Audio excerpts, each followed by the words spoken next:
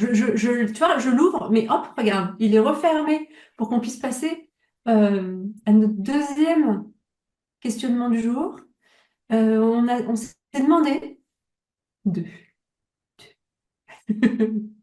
On s'est demandé, quand on commence à aborder l'exploration de sa voix, est-ce qu'il faut commencer par travailler la respiration? Moi, j'adore que On tu le poses la pense pas question. beaucoup. Moi, j'adore que tu poses la question parce que s'il y a une personne à qui j'aimerais poser cette question, c'est à toi. Parce que, parce que moi, j'ai un avis là-dessus, mais je me dis toujours, mais qu'est-ce qu'Emmanuel en penserait, tu vois? C'est marrant, on se pose souvent la question mutuellement. Moi, je me dis, tiens, Arnaud, il dirait quoi là-dessus? Euh, Parce alors, que, bon, tu veux commencer? Ou tu veux que je commence. qui commence, vas-y, comment? Alors, bon, moi, je vais faire une réponse, puisque c'est une question fermée, je vais faire une réponse fermée et je développerai après. Pour moi, non, il n'est pas nécessaire de commencer à travailler la respiration pour travailler sa voix. Je sais que c'est souvent préconisé, mais pour moi, ça n'a pas vraiment de sens. Si on parle juste geste vocal, hein, pour le coup, technique vocale, Bien sûr. certes, respiration, c'est important, hein. Je ne vais pas dire que ça n'a pas son importance, on est d'accord, hein, la pression sous les cordes vocales, c'est hyper important. Ok, très bien. D'ailleurs, Seulement, d'ailleurs, Emmanuel, je viens de parler de la pression sous les cordes vocales et quand tu m'as demandé de quel sujet on pouvait parler, je pense qu'il y a un sujet qu'on peut faire, c'est la pression sous-glottique. c'est Juste en clair. soi, Ouais. tu vois? Et peut-être pour un prochain épisode, on se fait la pression sous-glottique. Là, Des ça me glottiques semble flamboyants. La pression sous le glottique des glottiques flamboyants. Je vois le... exactement. Exactement. La pression sous-glottique flamboyante. Ah, attention. Bon, excuse-moi, c'était juste une parenthèse, mais parce que j'y ai pensé hier, j'ai failli te proposer ça. Ouais, ouais, bah, c'est sûr que c'est un sujet qui est hyper important et hyper intéressant. Donc, pour moi, c'est pas la peine de bosser le souffle forcément en première intention. Pourquoi? Parce que de toute façon, le, le souffle, il va être modifié par la qualité d'accollement des cordes vocales et par le passage dans les résonateurs. Et que si tu mets le souffle tout seul en place sans t'occuper des autres, savoir l'accollement des cordes vocales, la résonance, etc., ben, ça n'a pas tellement de sens. C'est un peu, voilà, la non-linéarité du geste vocal. Admettons, on prend les trois sphères principales du geste vocal, la respi, les cordes vocales et puis la résonance. Euh, Ils s'influencent l'un l'autre. Si j'accole différemment mes cordes vocales, évidemment que ça va changer la pression sous-glottique et que ça va changer ma manière de respirer. Si je travaille différemment ma respi, ça va changer l'accollement de mes cordes vocales et ça va aussi changer la pression sous-glottique. Donc, de fait, pourquoi commencer par l'un plutôt que par l'autre? Pour moi, ça n'a pas vraiment de sens de se cantonner à travailler la respi.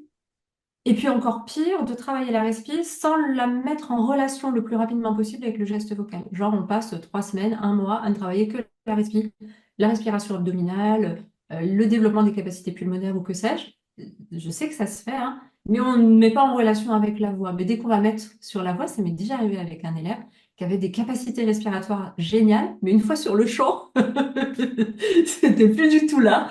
C'était parce que le lien s'était pas fait. C'est comme s'il avait deux schémas moteurs, un pour la respi toute seule et puis un pour la phonation. Puis Et les deux, c'était pas relié. il y a ça avec les soufflants.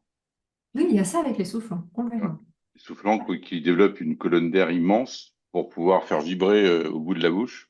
Mais du coup, Ouais. quand on amène le vibrateur ici, ils savent plus faire en fait parce Ben qu'ils oui, ont bien sûr, bien sûr. plus le même Ben, équilibre. c'est normal, c'est normal. C'est deux schémas moteurs différents, donc c'est totalement logique. Mais de le comprendre, ben, ça nous permet, nous, en tant que pédagogues, de pas rentrer dans certaines croyances de il faut absolument travailler la respi. Et de la même manière, mais ça, ce sera un autre tiroir, mais la respi n'est pas toujours la solution à tous les problèmes vocaux. Voilà, parce que c'est un problème de soutien, c'est un problème de souffle, c'est un problème de prise d'air. Souvent, c'est une hypothèse et ça se vérifie pas tant que ça, que ce soit tout le temps la respi qui soit à l'origine des problèmes divers et variés. Ça, Par ça, exemple, ça- dans la formation prof, c'est un autre tiroir, ça. Non, non, ça me fait du bien que tu dis ça parce qu'il y a quand même. J'entends souvent des fois, tu vois, je vois, je participe à des jurys, il y a plusieurs profs de chant, je sais pas quoi. Et puis tout de suite, à des profs de chant, le réflexe tout le temps, c'est la respiration. Oui. Ah oui, mais la respiration est pas en place. Ah oui, mais le ventre est pas machin. Et tu fais, Ouais. Mm. ça me Ben oui, mais surprend. bon, ça, c'est une hypothèse. C'est peut-être que le geste n'est pas en place à cause de la respi. Peut-être que le geste n'est pas en place parce que le placement dans les résonateurs n'est pas bon. Peut-être parce que l'accollement des cordes vocales n'est pas, voilà, peut-être parce que l'implication corporelle n'y est pas, peut-être que parce qu'il y a une croyance que c'est justement la respi qui doit régler le truc et que je prends plein d'air et que j'en envoie plein. Et puis peut-être aussi que c'est lié à autre chose. J'ai pas trouvé l'intention et du coup j'ai pas trouvé l'intention, donc j'ai pas trouvé le geste qui colle à l'intention. Enfin, tu vois, il y a plein de trucs Ah, mais qui peuvent complètement. être qui peuvent être à l'origine et pas forcément, bah, j'ai pas réussi à prendre de l'air par le ventre, sachant que, voilà. Bon, bref, t'as vu, je m'emballe, ça y est, je m'emballe. Dans Mais la c'est ce qu'il formation faut. prof, dans la formation prof, j'ai décidé volontairement, et ça perturbe beaucoup, j'ai décidé volontairement de parler de la respi à la fin, de la toute fin de la technique vocale, de le coller à la fin.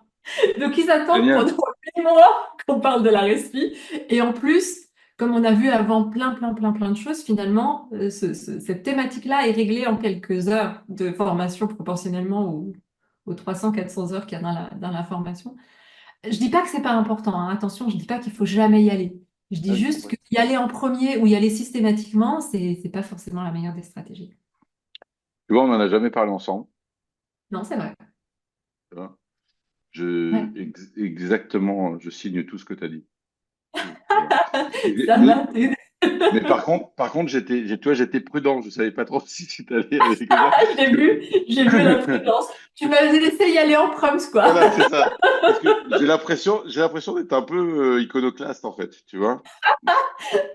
Et tu vois, même par rapport à mes étudiants, parce que j'ai plein d'étudiants ou d'étudiantes qui ont un passé de prof de chant différent et tout ça, donc il y en a beaucoup qui viennent avec cette espèce de primauté de la respiration, quoi. Ouais, Le premier truc, c'est la respiration. Il y en a quand même beaucoup qui l'ont culturellement avec eux. clairement. Et moi, j'arrive et je fais, bah, on va pas en parler, enfin, pas tout de suite. Enfin, là, enfin, il y a d'autres trucs à voir. On peut pas. Et je vois une déception. Il y a un truc terrible chez Ah eux. oui, Il y a mais un truc c'est vraiment. Il dit, clair. mais mince, Arnaud, c'est vraiment un prof de chant ou c'est qu'est-ce qu'il fait? On n'a pas parlé du diaphragme, du machin, au secours et tout. Et c'est vrai que ça, c'est un truc. Alors là, petite histoire, petite historique, parce que ça, c'est pareil. Je parlais toi, des cultures, parce qu'on est là aussi pour parler aussi de la culture d'enseignement, de la culture pédagogique. Bien sûr, complètement. Et on parlait là des chanteurs de lyrique qui savaient pas lire la musique, mais il y a aussi le fait que l'enseignement de musique actuelle, il est quand même très marqué par des outils d'enseignement liés au lyrique, au chant Oui. classique. Mm. Et là, tu vois, je serais moins catégorique pour dire que si j'apprends le lyrique, il faut pas que je commence par la respiration ou il faut. Enfin, bon, mais ce qui est sûr, c'est que dans la tradition du bel canto, on enseigne beaucoup la respiration au début. Ça, c'est sûr. La tradition se fait comme ça. Et donc, bah, ça reste quand même, ça emprunte énormément d'enseignements, énormément de profs de chant, énormément de chanteurs aussi, hein, voilà. Et c'est pas forcément à tort, parce que de toute manière, c'est un sujet, voilà, comme tu l'as dit, hein, toi et moi, on est d'accord, c'est un vrai sujet.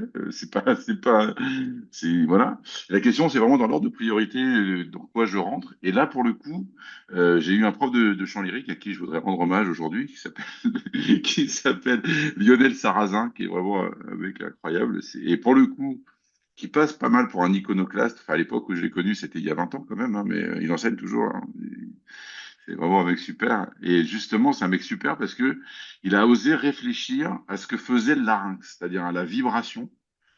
Je dis il a osé parce que moi, quand j'ai appris le chant lyrique, en fait, dans l'idée du bel canto, on pensait les résonances, on pensait la respiration, et surtout, on ne voulait pas penser au vibrateur. C'est-à-dire que dans la pédagogie, ce truc-là, on ne doit pas le sentir, on ne doit pas savoir ce qu'il fait. On le laisse, entre guillemets, libre. Tu vois, alors vraiment entre guillemets, tu comprends pourquoi, parce que Ok, ok. libre, voilà. Mais on le laisse libre d'être, voilà, pour justement éviter les interférences, éviter les tensions. Je mets tout ça entre guillemets parce que moi, c'est plein de mots que j'ai interrogés et déconstruits depuis. Mais du coup, on pensait vraiment respiration, résonance. C'était vraiment la vision. Et c'est le premier prof de lyrique qui a interrogé ce que faisait vraiment l'art. Ils ont déjà mécanisme 1, 2, lui il était dessus évidemment à l'époque, en début des années 2000, là c'était déjà clair, il y avait suffisamment de travaux là-dessus. Mais il était même interrogé par la notion de twang, des styles. Il est même parti aux États-Unis d'ailleurs pour se renseigner là-dessus. Il a beaucoup suivi les travaux de C.S. Lewis, tu Ok. vois. Ouais, Et ouais. c'est le premier qui m'a mis, Système. voilà.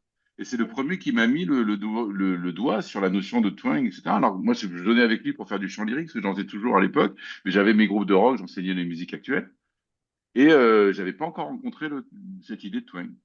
Et c'est lui qui m'a dit, bah attends, voilà, le métal dans la voix, le fry, machin, tout ça, tu vois. Et en lyrique, ça, je te jure, c'est vraiment, ah, c'était l'ovni total. Mais par contre, du coup, avec lui, bah du coup, j'ai pris la méthode Seswick, j'ai essayé de comprendre ce qu'il faisait, j'ai compris le twang. Et quand j'ai vu ce que c'était que le twang and fry, j'ai fait, en fait, le premier outil de la respiration, le premier outil de la gestion de l'air, le premier outil du soutien, c'est la musculature du twang. C'est ce que je Ouais, me suis. ouais, Tu vois, ouais. c'est-à-dire, en fait, sans twang, il n'y a pas de soutien, il n'y a pas de machin. Et du coup, Ben, ouais, sans résonance nécessaire. Alors, ouais, effectivement, si tu penses pas la voix dans plusieurs dimensions, si tu la penses que remontante, entre guillemets, respi, puis accollement, puis résonance, il y a quelque chose qui risque de pas fonctionner. En fait, ça va dans les deux sens, quoi. ouais, c'est ça. Vraiment, Ouais. ça arrête pas de. Tu fais quelque chose en dessous, tu fais quelque chose au-dessus, et puis les deux Du coup, balance, équilibre en voilà. Du français. coup, moi, je me suis dit, effectivement, il faut mieux travailler sur le résultat du son, dans un premier temps, chercher un son musclé, efficace, enfin, tout ce qu'on veut. Et quand on est dans le son, il y a une soufflerie qui se mettra en place. Enfin, et puis quand elle se met pas en place, on corrige. Mais par contre, c'est quand même le Ça, résultat du.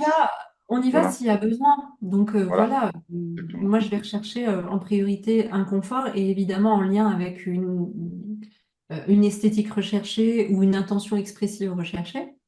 Parce que voilà, hein, ça aussi c'est hyper important. Et puis en fonction de ça, ben, on va voir ce dont il peut y avoir besoin en technique et quand il n'y a pas besoin, on n'y va pas. Parce que c'est pas obligé de systématiquement passer par certains points techniques quand ça se passe très bien spontanément. C'est pas la peine d'aller déconstruire quelque chose. D'autant que la respi, puisqu'on était sur la respi, s'il y a bien un truc compliqué à contrôler, c'est bien la respi. Dès qu'on veut contrôler la respi, on fait pas du tout ce qu'on pense faire. Faut le savoir, hein, c'est quand même assez étonnant. Tu penses faire un truc en respi, mais tu contrôles pas bien toute la gestion du souffle.